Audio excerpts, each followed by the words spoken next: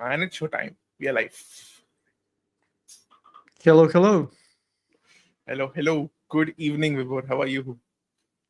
I'm pretty well. So, with this new timing, I think we can comfortably say good evening, good afternoon, and good morning Good because we morning. have now people Yes. literally all over the place. So, we Across. moved a little bit of the timing so that we can cover people in Pacific time zone as well more easily than it was the case before, right? So, that's one of the changes that we made. Yeah, 100%. And I'm also super excited for the topic today. Not the hottest one, as you just said, but something that is pretty much required by all the enterprises, even a agency or anybody who is planning to document their entire development journey. I think this is something super important for them. So Mhm. I think we can give it a minute. Meanwhile, yes, would love to hear your thoughts. Yeah, sure. We can give it a minute and wait for more people to join us. I was also thinking. So we are always saying we are already getting comments that this is a better time. Oh, So Glenn, nice. I'm happy that you're happy with this time. One thing that we always while doing these lives we greet the people who are already here with us or joining during the conversation. But we also like to greet those who are watching this as a recording after the event, because we understand that a bunch of people will watch this at their own time and it's more convenient for them. So yeah, let's wait maybe a minute for a couple Sure. more people to join us, and then we can take it from there. Shantanu, what's the time on your end? It's pretty late, right? It's 10 p.m. for me, but I mean, it's 10 totally p.m. fine. Yeah, 10 p.m. 10 p.m. Okay. I'm not going to complain. It's 6:30 on my end, and I know that we are now a little bit better aligned, as Glenn said as well, for the people in the US. That's where we are having a large number of our community members. Oh, Subrat nice. says it's convenient at India also. Okay, you guys, It you guys like is. staying up at late hours, so if it works for you, it works for us as well. So that's great to hear. Awesome. Thanks for joining, both Glenn and Subrat. Nice to have you with us, and everyone else who already has joined. Um, Shantanu, maybe we started. Yes, I think we What do you should. say? Yes, Mm-hmm. for sure. Awesome. First of all, thank you so much for joining this late, specifically people in India and across the globe. Hi, hello, good evening. My name is Shantanu. Welcome again to another weekly webinar with Zencoder. And I have Vibor again with me. So, hi, Vibor, and thank you so much for joining Hello, in. hello. So, today we'll be walking through and talking more about documentation at scale in general and how documentation can actually be seamlessly applied using Zencoder. So, yeah, without wasting much time, Vibor, the stage is all yours. Thank you, Shantanu. So yeah, as Shantanu has said, today we'll talk a little bit more about the documentation. We'll also talk about the documentation as a code. And one of the things that we keep saying that over and over again, what sets Zencoder apart is really deep contextual understanding. And that contextual understanding that Zencoder has through technology called repo grokking is something that enables us also to excel at documentation. Now, writing documentation might not necessarily be the hottest thing for most engineers, but with Zencoder, with custom agents and the things that I'm going to show you during this webinar, you will see how you can optimize large parts of that workflow. There are some handy built-in tools already coming with Zencoder, and I will also show you how you can take this a little bit forward with, for example, implementing your own documentation style that might come in the form of some kind of I don't know, external requirements that you need to document code in very specific ways and so on. Uh, Time permitting, I might throw in a couple of other things. As always, for folks who are joining us, feel free to ask questions. Shantanu will be manning both YouTube, LinkedIn, pretty much all the platforms. So if you have any questions, just shoot them. Shantanu, interrupt me at any moment. Just ask me questions if I'm missing anything. And yeah, let's kick it off. Let me share my screen and we can take it from there. Give me 1 second.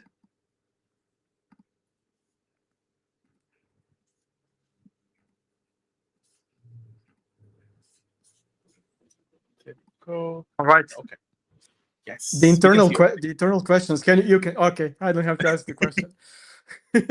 It's so common.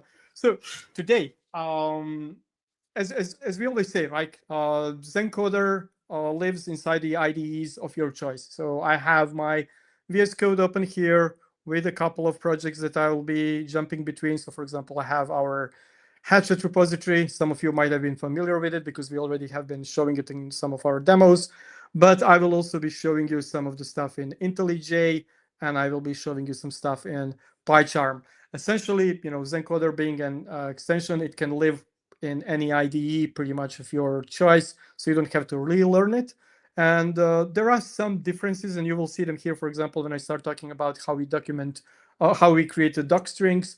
But in general, there is a feature parity between them. So maybe I can start where I'm right now, and that is in PyCharm. So our repository, it's called Hatchet. So as I said, it's a relatively large code repo, which has a code base written in Go. There is a TypeScript part of it for front end. There is an entire Python SDK, as you can see here. So relatively complex repository. And typically we would start demos. I could just go ahead and ask Zencoder, hey, tell me more about this repo, and it will, summarize those information and show them to me. But there's one thing that you might have noticed when using Zencoder, and it's this. When you open a project, and if our agent figures out that it might, benefit from something called repo info agent, it will show you a notification like this one. So this is how it looks in PyCharm. Very similar. I think it looks here in VS Code. So what it does, and I'm going to run it in PyCharm. So repo info is our specialized agent that will try to gather as much information about your repository as possible, and then use that context with every following agent request. So I will just hit run repo info, and I will let it run while I'm talking. So what it's going to do, it is going to create this markdown file, which essentially you can consider it almost as a part of the documentation with the information from your repository. What it will contain, and I will show you that once it generates it, it will typically contain some details of information about the project and code structure. It might contain stuff about the build system. So for example, if you're running a React app, it might have stuff, about dependencies, about maybe testing frameworks. Talking about that, I might actually go here. Here I have another large repository. This one is in Java, so even more complex one. I'll just go and ask Zencoder to create this one for me here in Java. So again, it's going to create this repo.md file with information about this repository. So yeah, it will go through relevant files. It will try to figure out if there is something already in my README file. It will look for, in case of Java, Java goes for pom.xml for some dependencies. In case of, let's say, React, it might go for package.json and so on. So this is something that we recommend highly, and you can almost consider it as a really good practice when working with Zencoder, because it will try and establish this context. It can also save you time and money, and the reason why I'm saying that is, for example, because as I said, this is injected with every agent request going forward, right?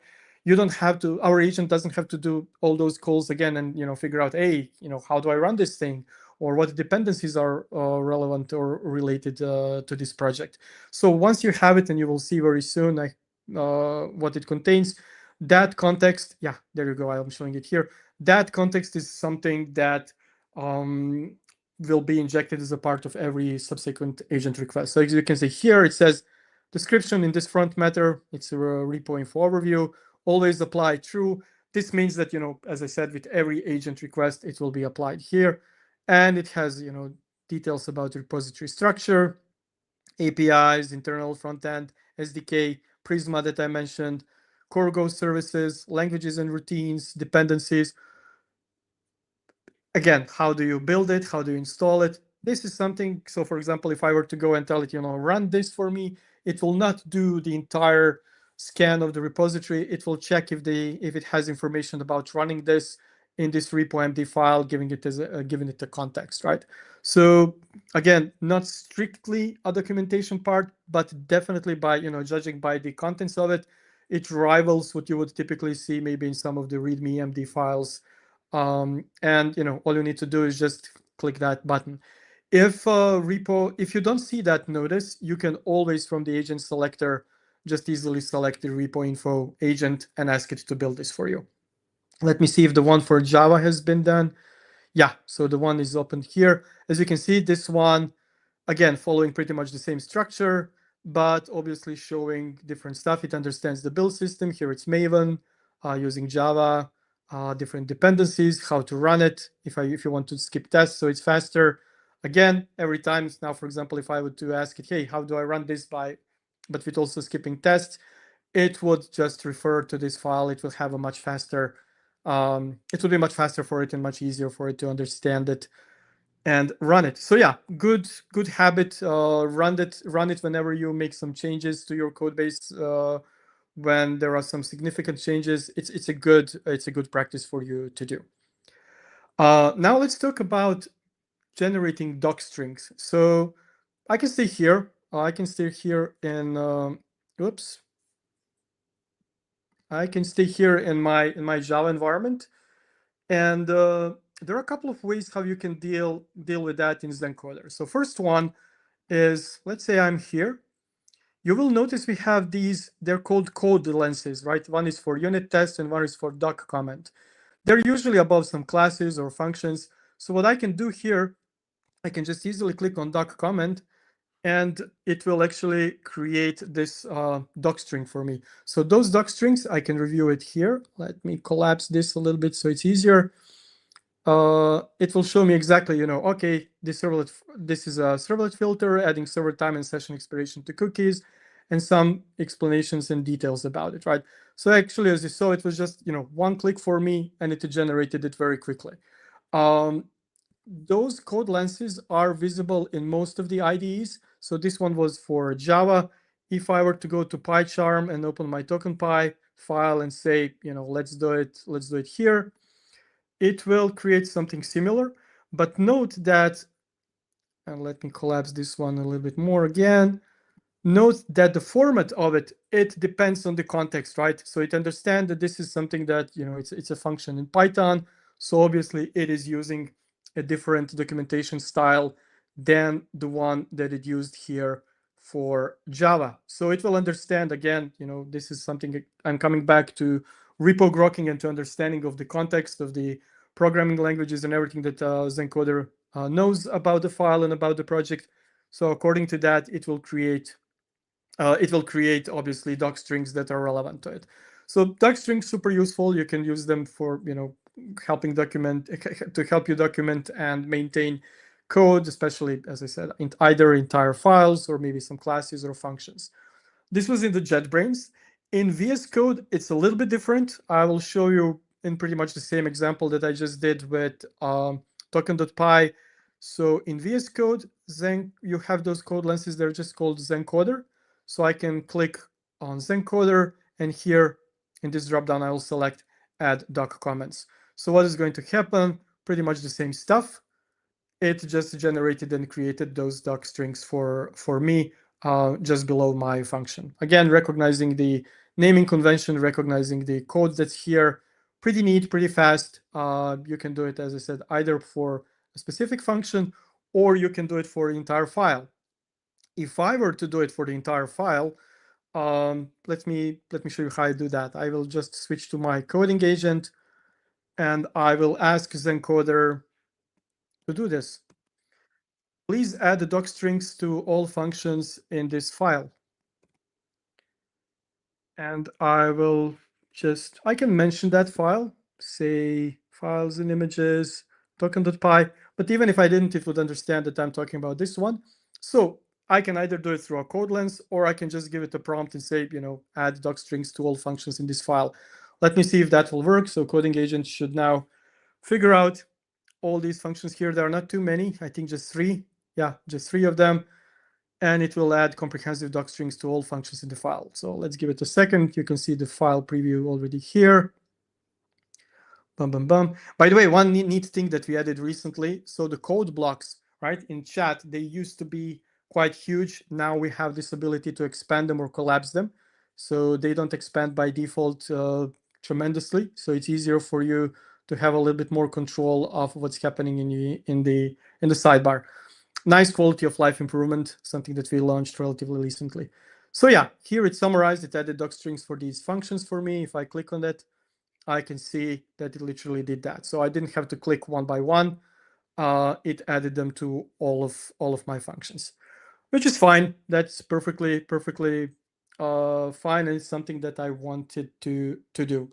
However, you might have a situation, and that is something that we hear and see in enterprises, where these default doc strings that I was just showing you here might not be enough, or you might have a very specific documentation style that you would like to apply. There is a style of documentation called doxygen. I think I have it here. Shantanu, can you confirm that my screen is still, that I'm sharing doxygen page? Can you Yes, say we it? will. Yeah. Yeah, all right. So doxygen, it's a specific documentation style for different programming languages. Again, using comment blocks and so on.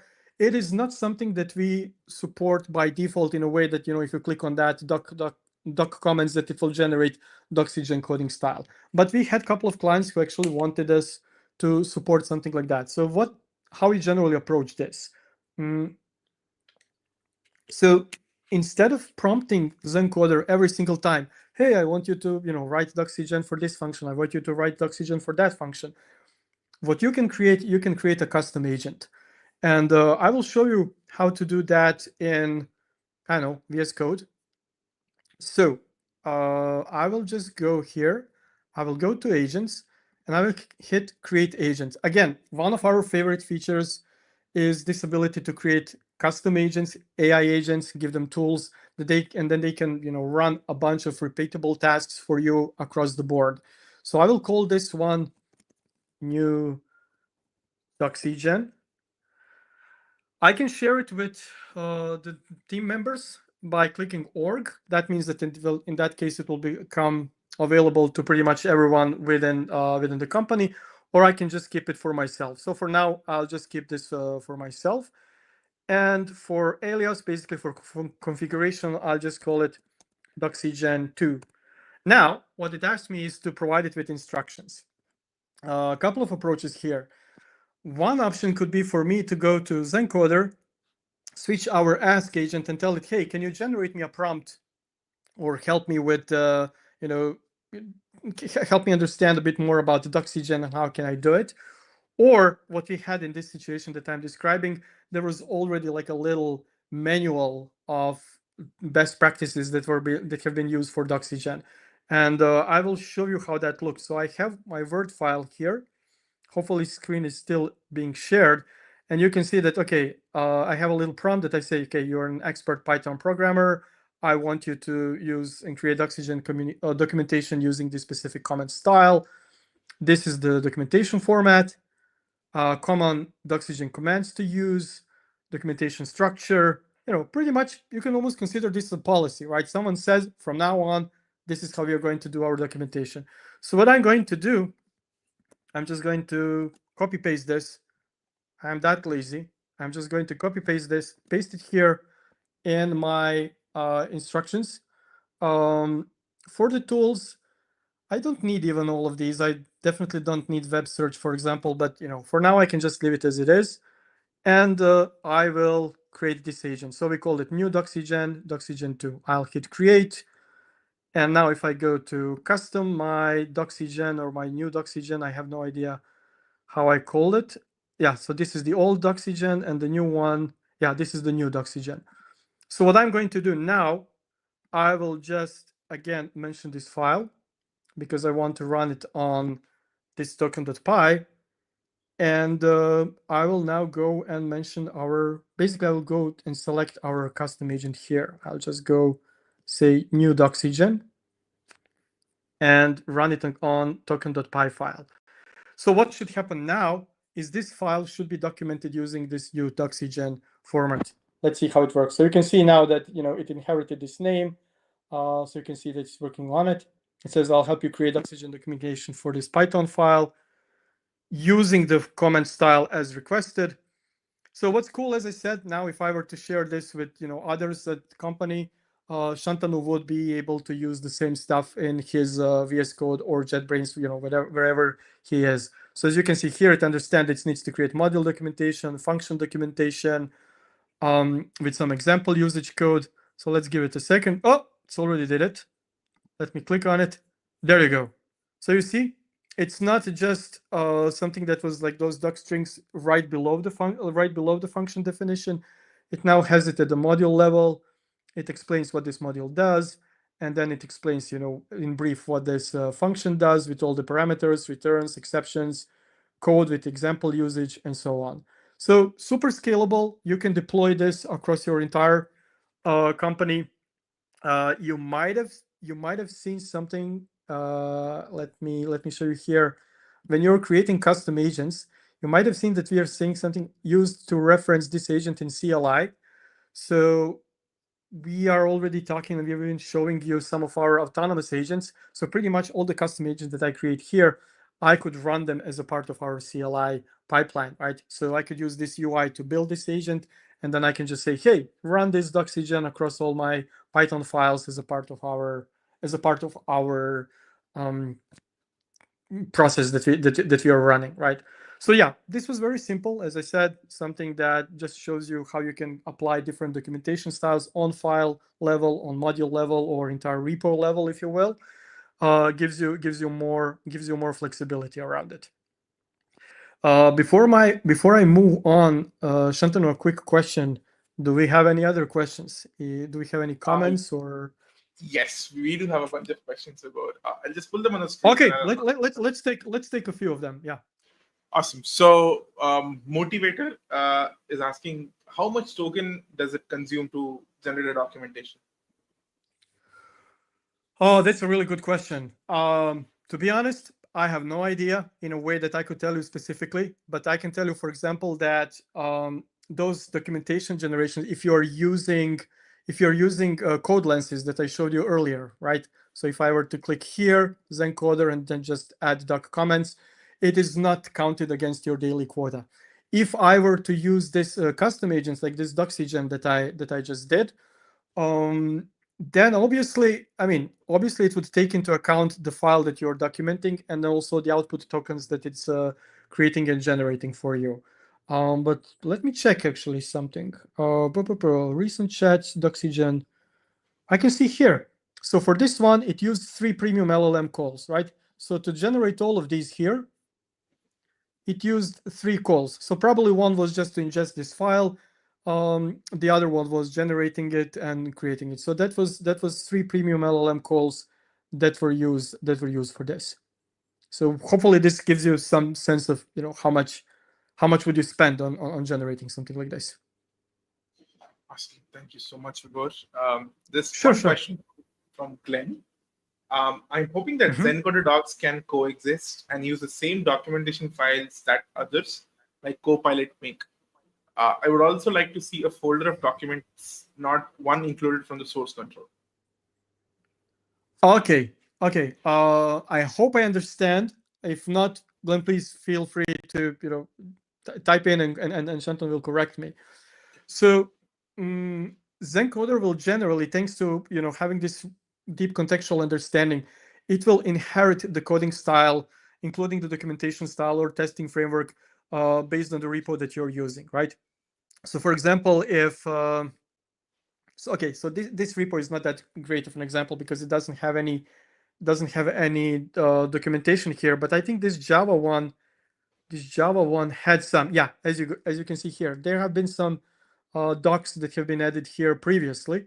So now if I, for example, were just to tell Zencoder, hey, add more docs to this file, it would follow pretty much the same logic. It will pretty much follow the same stuff that has been added before. So for example, if you have any of our competitors or any other solutions that have created some of these docs, some of these comments within your files, you should be able to work across them. So Zencoder will not really care where it originated from. It is perfectly fine for us. I hope this answers a question. If not, feel free to follow up. I'll be happy to cover it. Awesome. There's one more follow-up question from Motivator. So he says, super nice, thank you. And for custom agent, if we add or remove some tools, will it affect token consumption, like you did in the example? That's an awesome question. So that's something that one of our colleagues, Leon, he calls it like scoping it, and it's a perfect term for this. So if I go and create an agent, like a custom agent, adding more tools or removing some of these tools will affect the consumption. So for example, let's say that I wanted to create a custom agent that does these comments, but also, let's say, creates a PR and commits this to, I don't know, GitHub or something like that. Let's say I wanted to use Linear or I wanted to use Git. Then obviously, because this would need to create that Git commit message, it would need to make that push itself and so on. That might spend a little bit more tokens. So generally, good practice would be to remove the tools that you don't need. Agents are pretty smart, right? So if this one knew that it doesn't need to search search the web, regardless of the fact that I added tools, that I have this web search tool here by default, it would not use it. But if you want to be on the safe side and optimize even more, you could just say, like, yeah, I don't need web search, I don't need gathering requirements, it's all clear. I might need, I don't know, I don't need to fetching external web page content. So you can scope it down. Or again, as I said, you can click on add tool and add more tools depending on what is it that you would like to try and build with your custom agent.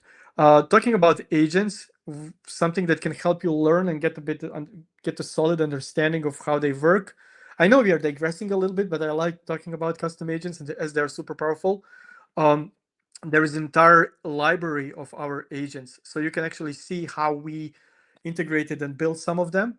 And if you build a pretty cool agent, we have open sourced the repo, so feel free to contribute there.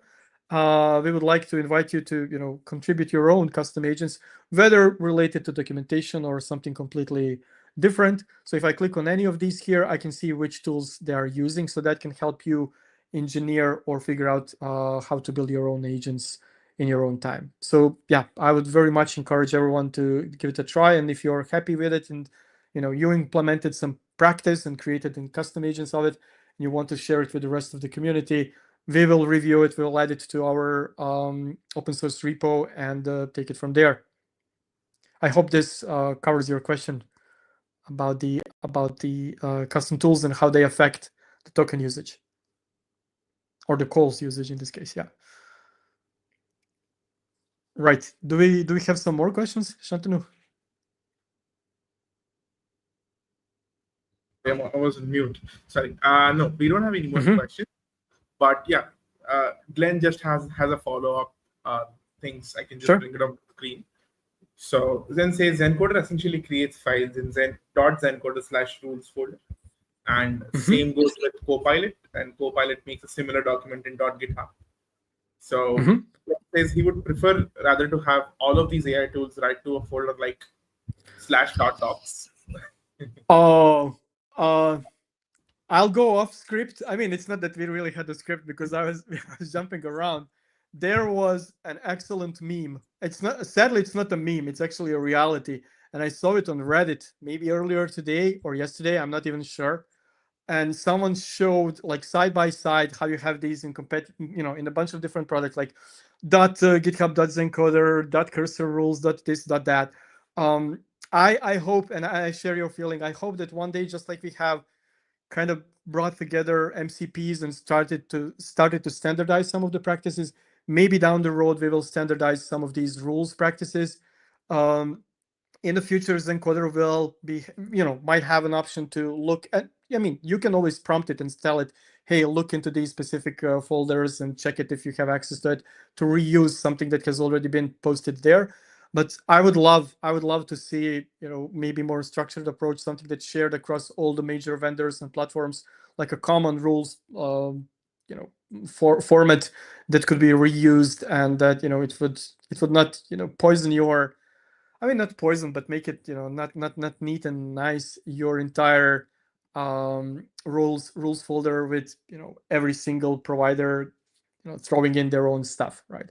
So yeah, I'm there with you. I hope it standardizes down the road. It would benefit us all in the community, I guess. Right. If you don't have any other questions, and I mentioned community, I would like to invite you to join our Discord community. We are going to have way more activities there. Shantanu, if you can drop the link, maybe you already Sure. did it. I didn't see it. Okay. So I would like to invite everyone to join our Discord community. Come vibe with us, code with us, share some best practices, maybe some code, maybe some custom agents. Also, depending on what you want to do, feel free to join us. Glenn asks, do we exclude .zencoder from a Git Git repo? repo. Yeah, I see that. I see that question. I'm actually not sure by heart. I know I was making changes to that. I think, by default, you can figure out if you want to, commit it, if it's something that you want to share and standardize with everyone. I think in our docs, let me open our docs and Zen rules here. We shared some of the practices, right? Like how they work and if they're committed and if they're not committed. So maybe that could give you a little bit more visibility into it. So we had people who prefer, to keep it out of their repos, and then we also had people who wanted to keep them within the repo and shared with others so that everyone can pretty much inherit those rules. We are working, as you can see here, we have already a couple of levels of these rules, organizations, and hierarchies. We are working into making sure that we can, serve you even better. And I just figured out I'm not sharing a screen, am I? No. No, I just keep talking about Zen rules. Okay, I will paste the I link here. I will paste the link here. I hope people can see it. Yes. Okay, Zen rules. I was talking about okay. So there in our docs we have a little bit more info about how these things work, but pretty much everything I said it's fine, but it's completely up to you guys to figure out how to use it. Yeah, and as Glenn said, docs should be shared in the repo. Other things should not be. I mean, you definitely should not share, for example, chat history. That's something that you will also see in those logs. Those are project related and they're related exactly to what you were working on, right? So you don't need to share that with others. Docs or rules, stuff like that, they should be. Talking about docs, one thing that I didn't mention here, I was always showing you here how you can create them within the code files, right? It was within the Python file, it was within something else. But you can ask Zencoder to create, README file for you, or you can ask it to create multiple markdown files for you. So they will not be part of your existing, like, Java files or Python files or TypeScript files. You can have like a docs folder and then have a bunch of them in the markdown. If you're using some system like, I don't know, Gitbook or Mintlify or something like that, you can instruct Zencoder. That's what we are doing on a daily basis, pretty much, to create it and output it as markdown or markdown extended files, and then treat those files as a documentation as a code. Then it goes through our build pipeline, and you end up with something that looks really nice. So you just treat it as pretty much any other piece of code.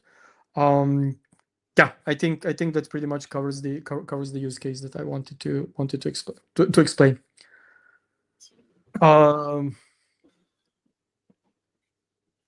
Oh, I Yeah, think we motivator. have a comment. Oh, motivator. That's motivating. That's motivating for us to read as well. So thanks for this. Shantanu, do we want to say what we are going to cover next week? Do we want to tease our next topic, or you want to keep it secret? What do you want to do? No, I think we should You're tease it out. you're the MC, so you can choose whatever you want to do. I mean, yeah, for sure. I think we should tease it out. That's a beautiful topic. I myself want to explore more of that. So yeah, go ahead. What if you want to do that? If you want to unroll the curtains.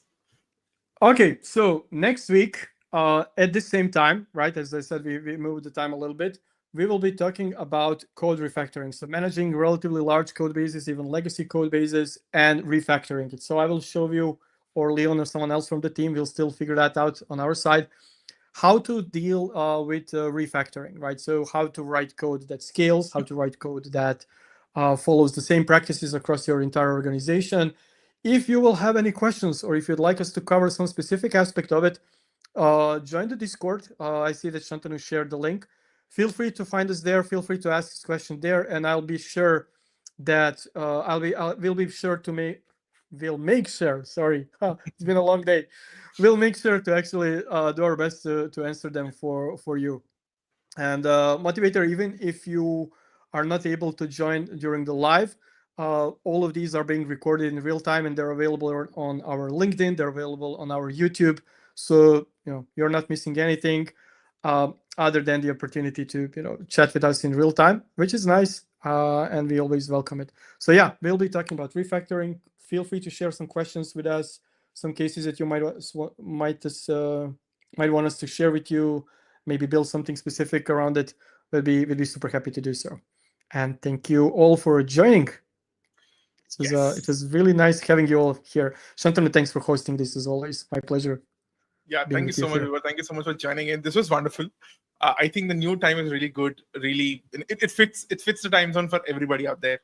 I think yes, and thank you so much once again to everybody. See you again next week. See you, everyone. Take care. Bye-bye. Bye-bye.